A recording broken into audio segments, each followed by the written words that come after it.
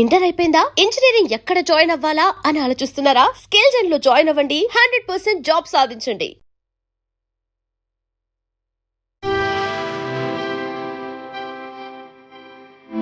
వెల్లుల్లిపాయలు, పసుపు, అలాగే అల్లము. సో దీంట్లో వాటర్ వేస్తున్నాను.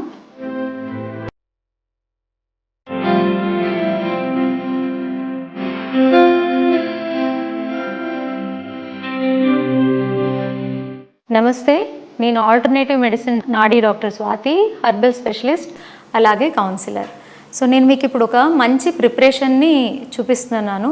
10 మందిలో మినిమం 4 నుంచి 5 ఈ ఇబ్బంది నుంచి చాలా చాలా సఫర్ అవుతున్నారు. ఎలాగంటే వాళ్ళ డే స్టార్ట్ అయ్యేది పెయిన్ నుంచి స్టార్ట్ అవుతుంది. ఈ ప్రాబ్లం ఏంటంటే మడిమ నొప్పి. ఈ మడిమ నొప్పికి ఒక మంచి ప్రిపరేషన్ని మీకు చూపిస్తాను. చాలా అద్భుతంగా పనిచేస్తుంది. అసలు మడిమ నొప్పి గురించి మీకు ప్రిపరేషన్ చూపించే కన్నా ముందు దానికి మెయిన్ కారణాలు ఏంటి అని తెలుసుకుందాం. కారణాలని తెలుసుకున్నప్పుడు మనం కొంతవరకు ఆ సమస్యని మనము పరిష్కరించడానికి ఒక మార్గం దొరుకుతుంది. ఎలాగా అంటే పొద్దున్నే లేవంగానే మన పాదం కింద భాగంలో, అది కూడా పాదం మధ్య నుంచి కింద భాగం ఏదైతే మనకి ఇక్కడ ఒక కొంచెం ఏమంటారు ఓవల్ షేప్ ఉంటుంది, ఇక్కడ మనకి కొంచెం డిప్రెషన్ లాగా ఉంటుంది. ఈ భాగంలో వాళ్ళకి చాలా నొప్పి ఉంటుంది. పాదం నేల మీద పెట్టారో లేదో ప్రాణం పోయినంత పరిస్థితిలాగా వాళ్ళకి అనిపిస్తుంది. కాసేపు వాళ్ళకి ఆ కాలు నడకకి పనికిరాదు, కుంటుకుంటూ నడుస్తారు. చాలామంది చాలా ఇబ్బంది పడతారు. దీనివల్ల ఏమవుతుందంటే వాళ్ళ డేనే అంటే ఎంత వాళ్ళు ఆరోగ్యంగా యాక్టివ్గా స్టార్ట్ చేయాలనుకుంటారో అది అస్సలు కుదరదు. ఈ ఇష్యూస్ నుంచి చాలామంది సంవత్సరాల నుంచి కూడా సఫర్ అయ్యేటటువంటి వాళ్ళు ఉంటారు. బట్ ఆర్థో సర్జన్ని వాళ్ళు కలిసినప్పుడు కూడా ఎక్కువగా దీనికి వాళ్ళు సర్జరీస్ని కూడా సజెస్ట్ చేస్తూ ఉంటారు.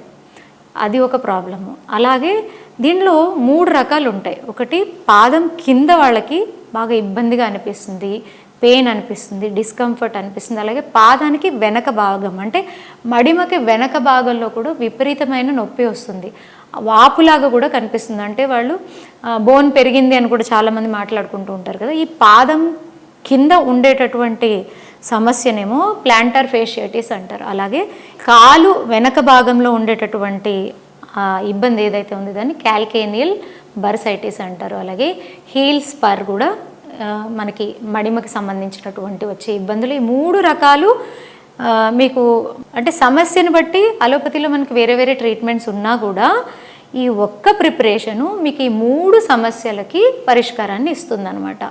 సో దీనికి మెయిన్ కారణాలని కనుక మనం గమనిస్తే ఎక్కువగా నుంచునే పనిచేస్తూ ఉంటారు, వాళ్ళల్లో ఇది ఎక్కువగా వచ్చే సమస్య ఉంటుంది. అలాగే ఈ పాదాలకి హీల్స్ వేసుకుంటారు, భయంకరమైన బరువు ఉండేటటువంటి హీల్స్. అలాగే రకరకమైన అంటే దాంట్లో కూడా రకాలు ఉంటాయి. ఆ ఫ్యాషన్ కోసము, ఇంట్రెస్ట్తోనో, ఇష్టంతోనో చాలా హెవీగా హైట్ ఎక్కువ ఉండండి, వెనక వైపు ఎత్తు ఉండి, ఇలాంటి రకరకాల షూస్ కానీ మోడల్ స్లిప్పర్స్ కానీ వాడుతూ ఉంటారు కదా. వాళ్ళల్లో కూడా ఈ ప్రాబ్లం వచ్చేటటువంటి అవకాశాలు ఎక్కువ ఉంటాయి. అలాగే ఎక్కువగా స్ట్రెస్ తీసుకుంటూ ఉంటారు వాళ్ళు. డే టు డే లైఫ్లో వాళ్ళు ఫేస్ చేసేటటువంటి పరిస్థితులు కానీ ఇబ్బందుల వల్ల వాళ్ళు తీసుకునేటటువంటి మానసిక ఒత్తిడి కూడా ఈ సమస్యను తీసుకొస్తుంది. అలాగే మంచిగా మనం తీసుకునే ఫుడ్లో కాల్షియం ఎక్కువగా లేకపోవడం, శరీరానికి మంచిగా కాల్షియం అందకపోవడం వల్ల కూడా ఈ ప్రాబ్లం వస్తుంది. అలాగే యూరిక్ యాసిడ్ అనేది మన శరీరంలో అంటే మన శరీరంలో జరిగేటటువంటి ప్రాసెస్లో ఆ యూరిక్ యాసిడ్ అనేది శరీరం నుంచి బయటకు వేయబడాలి. ఆ సరైన మోతాదులో దాన్ని బయటకు వేయనప్పుడు కూడా మనకి హీల్ పెయిన్ అనేది వస్తుందన్నమాట. సో ఇప్పుడు ఇవన్నీ కారణాలు ఉన్నప్పుడు మనం అక్కడే కొన్ని గమనించుకోవాలి. ఓకే, ఎక్కువగా నుంచోవడం వల్ల ఎవరైతే ఇబ్బందిని ఫేస్ చేస్తూ ఉంటారో వాళ్ళు ఎక్కువగా ఆ నుంచోవడం అనేది తగ్గించి కాస్త రెస్ట్ తీసుకుంటూ మధ్య మధ్యలో వర్క్ చేసుకుంటూ ఉంటే అప్పుడు దీంట్లో ఒక మంచి రిలీఫ్ అనేది వస్తుంది. అకస్మాత్ ఇది మనకు తెలిసింది, ఇది యూరిక్ యాసిడ్ వల్ల ఈ ప్రాబ్లం వచ్చింది అని అంటే ఆ యూరిక్ యాసిడ్ ఉండేటటువంటి పదార్థాలన్నీ మనము తీసుకోకూడదు అనమాట, అవాయిడ్ చేయాలి. ఓకే, అలాగే ఇంకా దీనికి రకరకాల కారణాలు. కాల్షియం చెప్పాను. కాల్షియం అనేది మన శరీరంలో సరైన మోతాదులో అందడం లేదు, శరీరానికి ఉపయోగపడట్లేదు అంటే దానికి కావాల్సిన జాగ్రత్తల్ని మనం తీసుకోవాలి. అప్పుడే ఈ సమస్య అనేది మనకి పరిష్కారాన్ని చూపిస్తుంది అనమాట. అలాగే దీంట్లో ఇప్పుడు ఏదైతే నేను మీకు చూపిస్తున్నానో ఇది ఓన్లీ మడిమ నొప్పికే కాదు, రకరకాల మనకి శరీరంలో నొప్పులని కంప్లైంట్ చేస్తూ ఉంటారు అందరూ. కొంతమందికి ఏమో జాయింట్స్లో నొప్పి అంటారు, కొంతమందికి మాంస కండరాల్లో నొప్పి అంటారు, లేదా తలనొప్పి ఉండొచ్చు. గ్యాస్ట్రిక్ వల్ల కూడా మనకి శరీరంలో నొప్పులు ఉంటుంది. ఒక్కొక్కసారి ఒక్కొక్క శరీరంలో అది ఏమంటారు జర్నీ చేస్తూ ఉంటుందన్నమాట. అది ఏ భాగాలకి జర్నీ చేస్తుందో ఆ భాగాల్లో మనము ఆ నొప్పి అనేది మనము గ్రహించగలుగుతాం. ఇలాగ రకరకాల నొప్పులు ఉంటాయి. ఇవన్నిటికి కూడా చాలా చాలా మంచిది. సో ఈ ప్రిపరేషన్ని నేను మీకు చూపిస్తాను. ఈ ప్రిపరేషన్ని చూపించేటప్పుడు మీకు ఏమేమి వాడతాను అనేది ఒకసారి చెప్తాను. దీంట్లో చూడండి అన్నీ మన కిచెన్లో ఉండే పదార్థాలే. వెల్లుల్లిపాయలు, దీన్ని ప్రిపరేషన్ చేసుకోవడానికి కూడా మనకేమి గంటలు పడదు, ఎక్కువ మనము ఎక్స్పెన్సెస్ చేయక్కర్లేదు. పసుపు వీలైనంత పచ్చి పసుపు దొరికితే వాడండి, అది ఇంకా అద్భుతంగా పనిచేస్తుంది. లేదు అంటే ప్యూర్ పసుపు, దాంట్లో ఏది అంటే ఇప్పుడు అన్నీ మిక్స్ చేసేసి అమ్మేస్తున్నారు, ఎవరి బెనిఫిట్లు వాళ్ళు అన్నట్టుగా ప్రపంచం అయిపోయింది కాబట్టి మనం ఇన్ని బాధలు పడుతున్నాము. సో దీన్ని కూడా ప్యూర్గా తయారు చేసినటువంటి పసుపు, చాలామంది పసుపు కొమ్ములు ఎండబెట్టుకొని కూడా తయారు చేసుకొని ఆ ప్యూర్గా కూడా ఇంట్లో వాడుతూ ఉంటారు. అలాంటి దానికి ఏమీ ఇబ్బంది ఉండదు. సో అది ఆ ప్యూరిటీ ఉండేలాగా చూసుకోండి. అలాగే అల్లము. సో ఈ మూడు పదార్థాలు అద్భుతమైన మనకి ఔషధంగా ఇది మనము తయారు చేసుకోవచ్చు. సో దీంట్లో నేను 1/2 గ్లాస్ వాటర్ వేస్తున్నాను.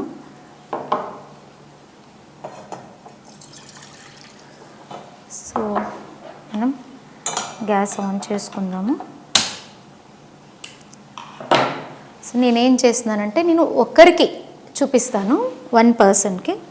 సో ఒకరికి ఎలాగా అంటే ఒక 2 ఎల్లుల్లిపాయ రెబ్బల్ని తీసుకోవాలి, నీట్గా దాన్ని పీల్ చేసేసేయాలి. చేసి ఇలాగా చిన్నగా మనము కట్ చేసుకోవాలి.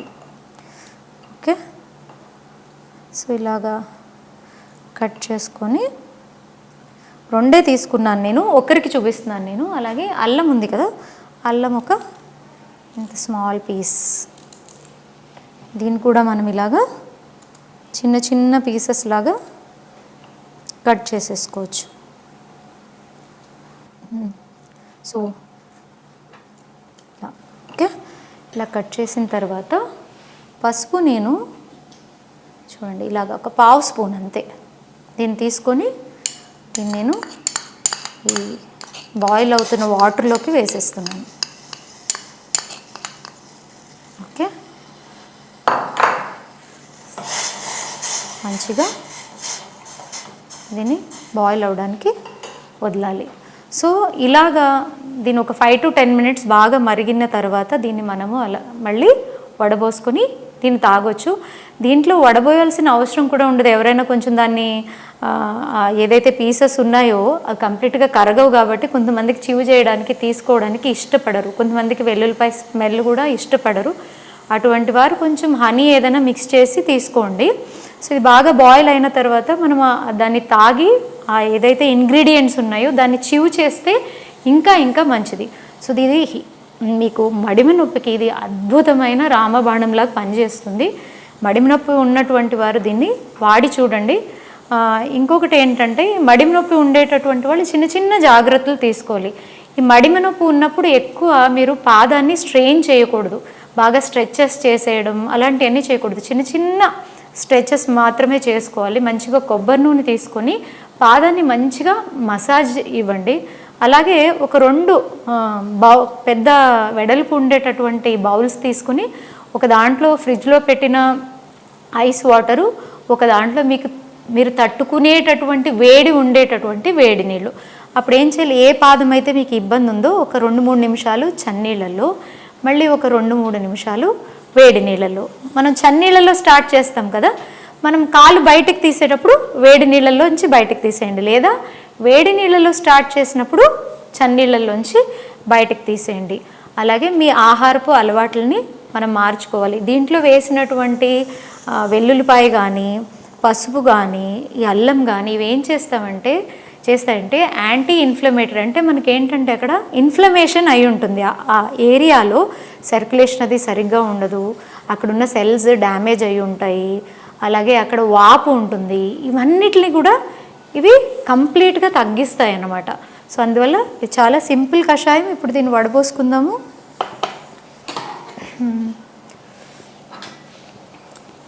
సో నేను బంద్ చేసేస్తున్నాను గ్యాస్ని. గ్యాస్ ఆఫ్ చేసి దీన్ని మంచిగా ఇలాగా కషాయంలాగా చేసుకొని రాత్రిపూట తాగండి. మడిమ నొప్పి ఉండేటటువంటి వాళ్ళు పొద్దునకి చాలా రిలాక్సేషన్ వస్తుంది. పొద్దున తాగకూడదు అని ఏం లేదు, బట్ రాత్రి తాగితే ఆ పీస్ఫుల్నెస్ మంచిగా రిలాక్స్ అవుతారు కాబట్టి బెనిఫిట్ ఎక్కువగా ఉంటుంది.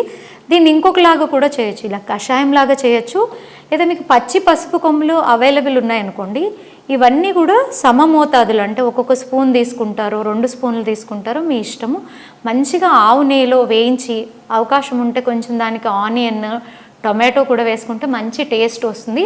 అలాగ కూడా కర్రీ చేసుకొని ఈ పచ్చి పసుపు కొమ్ము ఎప్పుడైతే అవైలబుల్ ఉంటుందో ఆ సీజన్లో కనుక మీరు కొంచెం అందరూ ఒక్కొక్క స్పూన్ కనుక వేసుకొని మీరు ఆహారంలో తీసుకుంటే మీకు రకరకాల నొప్పులు ఉంటాయి. అన్ని రకాల నొప్పులకి కూడా ఇది ఒకటే అద్భుతమైన మందులా పనిచేస్తుంది. మనం ఏం చేస్తాము అంటే అలవాటు పడిపోయాం, నొప్పి రాగానే ఒక పెయిన్ కిల్లర్, అది తలనొప్పి అవ్వచ్చు, మోకాళ్ళ నొప్పి అవ్వచ్చు, నడుము నొప్పి అవ్వచ్చు, ఎటువంటి నొప్పులు ఉన్నా కూడా పెయిన్ కిల్లర్స్ని తీసేసుకుంటున్నాం. నేనే చెప్పక్కర్లేదు, మీరు గూగుల్ చేస్తే మీకు క్లియర్గా చెప్తున్నారు పెయిన్ కిల్లర్స్ని ఎక్కువగా తీసుకోవడం వల్ల ఎటువంటి అనారోగ్యాలు వస్తాయి, ఎంత ఇబ్బందికరమైనటువంటి అనారోగ్యాలు వస్తాయి అని చెప్పి. మీకు ఇమ్యూనిటీ కూడా తగ్గిపోతుంది, అక్కడ అనారోగ్యంకి కంప్లీట్ మీకు రిజల్ట్ రాదు. అలాగే ఏమంటారు అంటే వీటిని ఎక్కువగా తీసుకోవడం వల్ల కూడా వేరే అనారోగ్యాలు కూడా దారితీస్తుందనమాట. సో వాటికి అలవాటు పడకుండా ఎమర్జెన్సీ టైంలో ఏదైనా 1 or 2 సార్లు వాడితే తప్పలే. ఇప్పుడు అవకాశం లేదనుకోండి, మనం ఏం చేయలేం, ఉన్నదే వాడాలి. కానీ మనకు అవకాశాలు ఉన్నాయి కదా, దానికన్నా అద్భుతంగా పనిచేసేటటువంటి వస్తువులు మనకి ప్రకృతి ఇచ్చినప్పుడు ఫస్ట్ మనం దాన్ని వాడడం ద్వారా మనకి దీంట్లో సైడ్ ఎఫెక్ట్ ఉండదు, ఉన్న ప్రాబ్లంకి సొల్యూషన్ వచ్చేస్తుంది కదా.